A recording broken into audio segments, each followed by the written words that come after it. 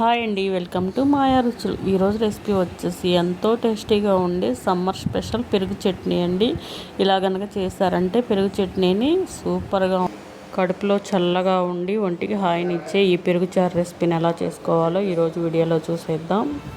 మరికొన్ని tasty recipes description బాక్స్లో link ఇస్తానండి, చెక్ చేయండి.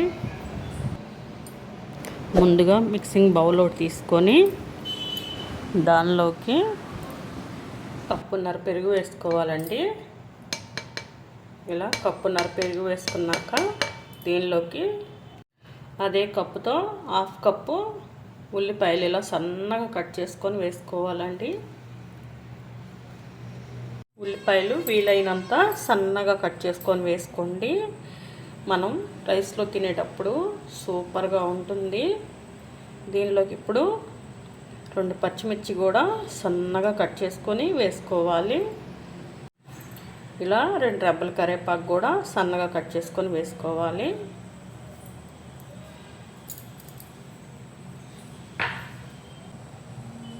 దీనిలోకి 1/2 టీ స్పూన్ పసుపు,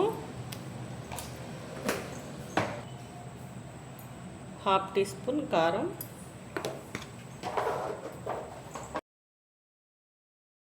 రుచికి తగినంత సాల్టు, ఇవన్నీ వేసుకొని బాగా మిక్స్ చేసుకోండి.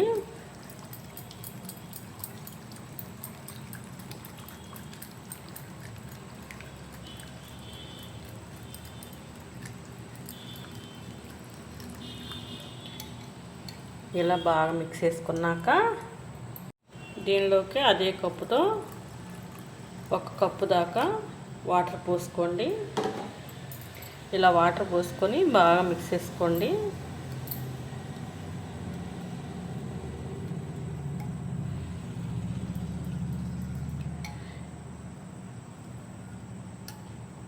ఇలా బాగా మిక్స్ చేసుకున్నాక ఇప్పుడు పోపు వేసుకోవాలి.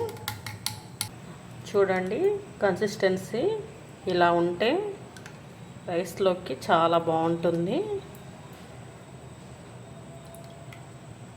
ఇలా కలుపుకున్నాక పక్కన పెట్టేసుకొని ఇప్పుడు పోపు వేసుకుందాం. పోపు వేసుకోవడానికి ఇలాంటి కళాయి ఒకటి పెట్టుకొని దీనిలోకి ఎక్కువ ఆయిల్ కూడా వేయవసరం లేదండి.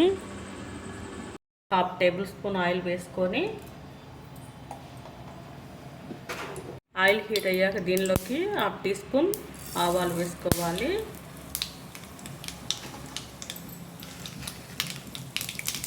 1/2 టీ స్పూన్ జీలకర్ర, 2 ఎండుమిర్చి,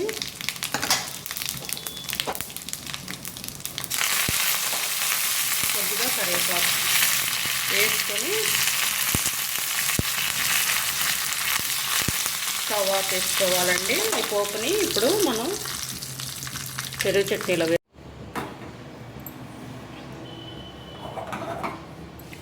ఇలా పెరుగు చారులో వేసేసుకొని కలిపేసుకోవడమేనండి.